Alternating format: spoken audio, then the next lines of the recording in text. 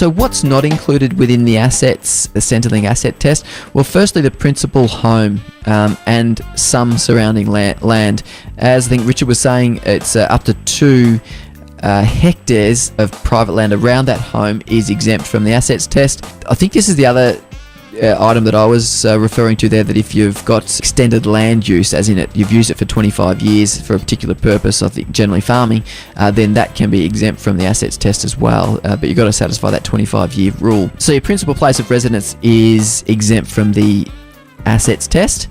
Other things that are exempt are an accommodation bond for aged care purposes, funeral bonds, prepaid funerals, special disability trust. If you've got a child who's disabled, you can put up to, I think it's used to be 500,000, but it's been indexed up. You can put up to like 500,000 or 560,000, I think it might be, into a special disability trust that can pay for the needs of that disabled child, and that 500 or 560,000 is then exempt from the assets test and doesn't impact your things from a Centrelink perspective. That's unique to those people that might have a disabled child.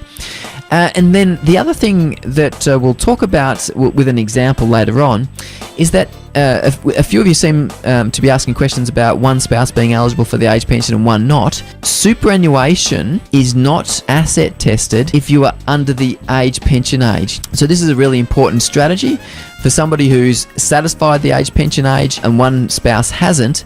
If you hold your superannuation assets in the younger spouse's name before they have reached age pension age, leave it in the accumulation phase of superannuation, it is exempt from the Centrelink assets test.